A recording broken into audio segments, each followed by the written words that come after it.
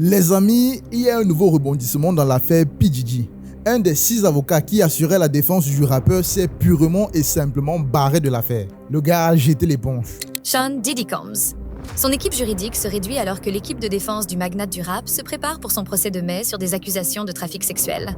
Son avocat, Anthony Rico, a demandé respectueusement mais avec regret à être retiré de son rôle, selon des documents obtenus par NBC News. Rico, qui est l'un des 6 avocats dans cette affaire, a demandé dans le dépôt du 21 février à se retirer de sa représentation car, je cite, « En aucune circonstance je ne peux continuer à servir efficacement en tant qu'avocat pour Sean Combs, conformément aux normes de l'ABA pour la justice pénale. » La requête continue, je cite, « Bien que je sois conscient que la règle locale exige qu'une demande de retrait d'avocat soit soutenue et accordée uniquement sur présentation par affidavit, ou autrement de raisons satisfaisantes pour le retrait, il y a des raisons suffisantes liées aux protections accordées par le secret professionnel de l'avocat pour la brièveté de ma demande de retrait en tant qu'avocat dans cette affaire. » Rico a noté qu'il n'y aurait pas de rupture dans la représentation puisque le rappeur, qui a été accusé de complot de racket, de trafic sexuel et de transport dans le but de se livrer à la prostitution, accusations auxquelles il a plaidé non coupable,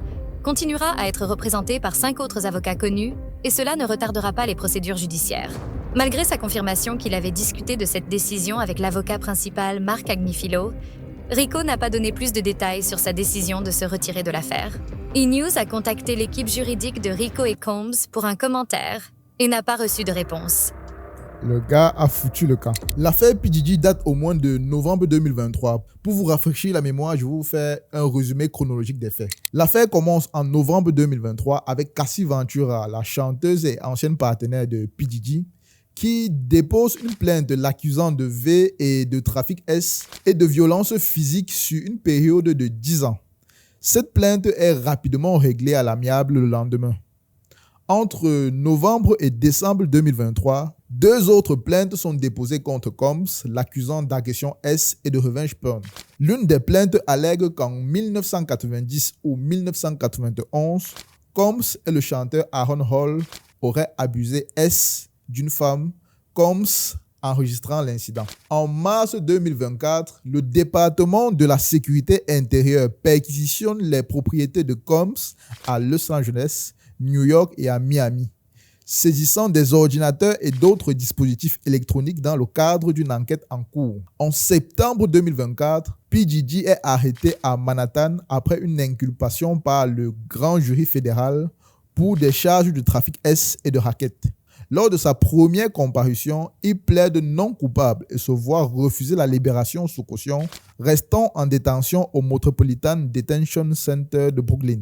Puis en octobre 2024, des avocats annoncent la préparation de jusqu'à 120 nouvelles poursuites, couvrant des agressions présumées survenues dans les années 2000 et 2010. Les plaignants, dont 25 mineurs, incluent des hommes et des femmes, certains affirmant avoir été drogués ou avoir reçu de l'argent pour garder le silence. En janvier 2025, récemment, une nouvelle inculpation fédérale élargit les accusations contre Diddy, l'accusant d'avoir trafiqué au moins 3 femmes sur une période de 20 ans. En février 2025, plusieurs nouvelles poursuites sont déposées, y compris une allégation selon laquelle Combs aurait drogué et V, un garçon de 17 ans, dans une boîte de nuit de Soho en 2012. En février 2025 toujours, l'avocat de la défense, Anthony Rico, se retire de l'équipe juridique de Combs, invoquant son incapacité à continuer à le représenter efficacement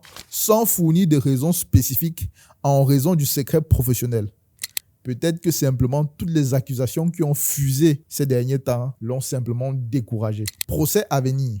Le procès fédéral de Diddy pour des accusations de trafic S et de racket est prévu pour débuter le 5 mai 2025. S'il est reconnu coupable, il risque une peine minimale de 15 ans de prison à perpétuité. Tout au long de ces procédures, Sean Combs a nié toutes les allégations portées contre lui.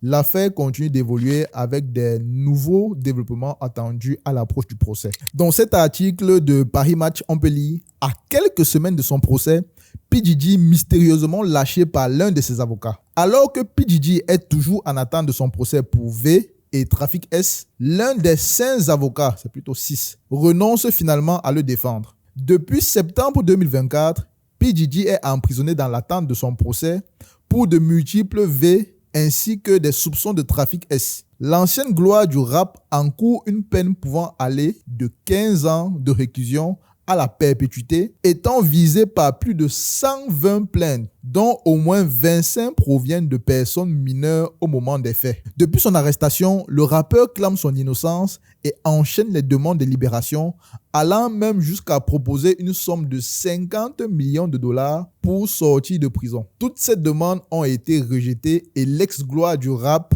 ne devrait pas sortir de prison avant son procès prévu pour le 5 mai 2025. Un avocat pourtant habitué des affaires sensibles. Mais ce 20 février, l'affaire a connu un nouveau rebondissement puisque Anthony Rico, l'un des avocats de P. Diddy, a annoncé renoncer à la défense de son client. Voici ce qu'il dit, l'avocat. Bien que j'ai fourni à Sean Combs le haut niveau de représentation juridique attendu par la Cour, en aucun cas je ne peux continuer à le conseiller, a écrit le défenseur. Les raisons de ce revirement de situation restent cependant floues.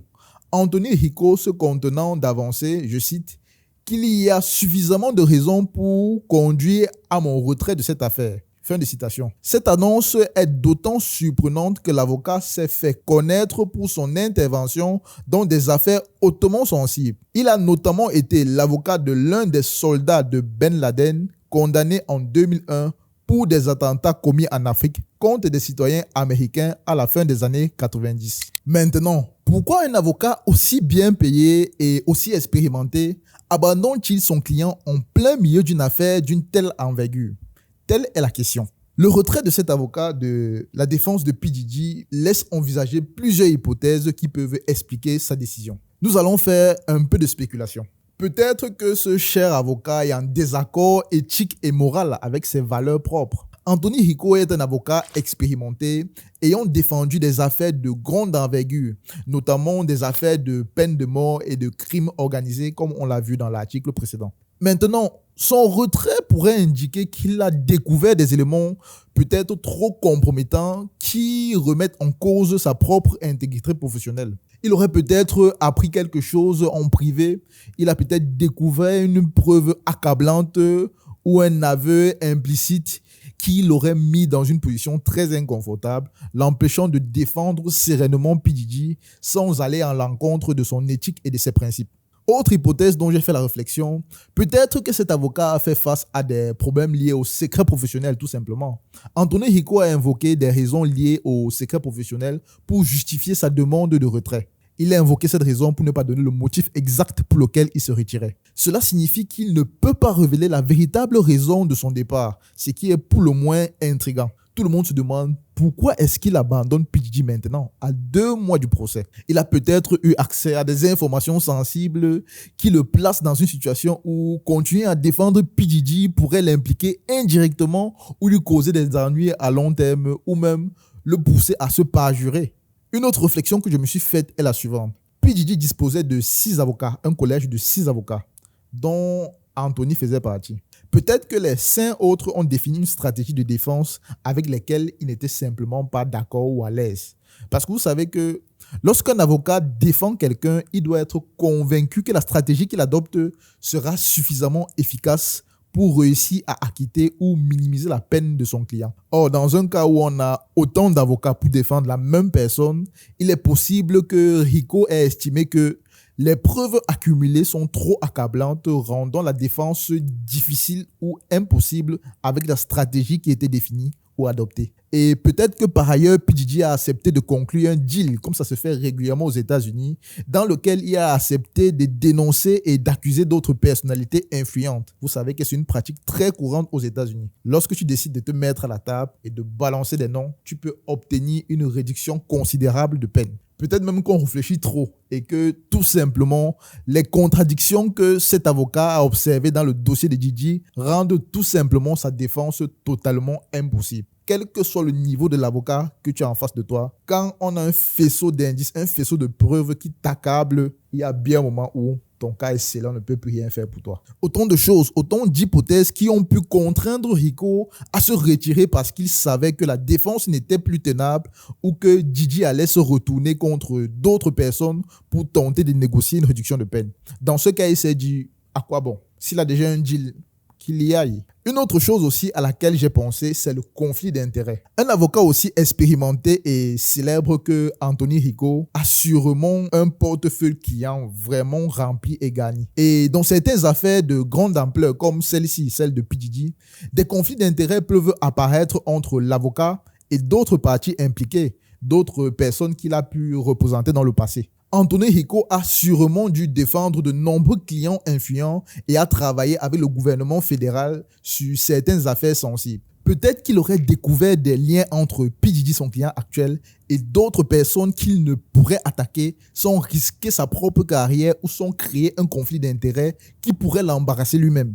Vous savez, aux États-Unis, tout est possible, hein? Rien n'est exclu. Ma dernière hypothèse est que Anthony Rico serait en train de craindre pour sa sécurité personnelle. Une affaire comme celle de P. Diddy qui implique sûrement des puissants hommes d'affaires, des puissants hommes politiques et des puissants hommes du showbiz, il ne serait pas fou de penser que sûrement, que ce soit dans le camp de l'accusation ou le camp de la défense, des avocats, des clients et autres subissent des pressions et autres. Rien n'est exclu. Il n'est pas rare que des avocats se retirent de certaines affaires lorsqu'ils reçoivent des menaces ou lorsqu'ils estiment que défendre un client met leur propre vie en danger. Sur tout ce genre d'affaires, fortement médiatisé et qui implique beaucoup d'argent et beaucoup de personnes très influentes. Cet avocat a peut-être reçu des pressions extérieures, voire des menaces directes contre lui ou certains membres de sa famille. Et dans ce cas, je vous assure que même moi, j'aurais dit que je suis plus dans cette affaire-là. Partez avec votre affaire. Là, vraiment, on spécule, on émet des hypothèses et on essaye de comprendre, de deviner pourquoi cet avocat a fait ça. Mais toujours est-il qu'un avocat aussi expérimenté et aussi célèbre que lui quitte la défense à 2 mois du procès. On convient tous à dire que ça, ce n'est pas anodin. Et si dans la suite de l'affaire, dans les prochains jours, d'autres avocats annoncent qu'ils quittent l'affaire, cela confirmera le désastre judiciaire que l'on pressent pour P. Diddy dans cette affaire. En tout cas, on reste connecté et à l'affût. Je vous ferai part des évolutions de cette affaire. Sur Internet, j'ai vu certaines personnes dire que Anthony Rico, lui, il a été sage. Il a pris l'argent qu'il pouvait prendre, l'argent encore disponible parce que plus tard, on pourra même bloquer les comptes bancaires, tous les comptes bancaires, tous les avoirs de P. Diddy. Il a pris l'argent qui était encore disponible là et il a foutu le camp.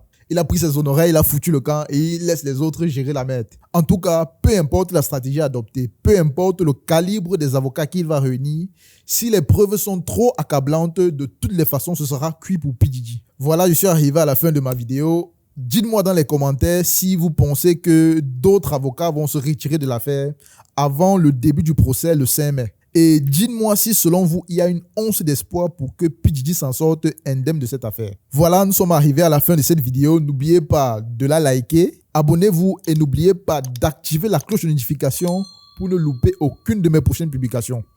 On se donne rendez-vous à la prochaine vidéo. D'ici là, portez-vous bien. Bye.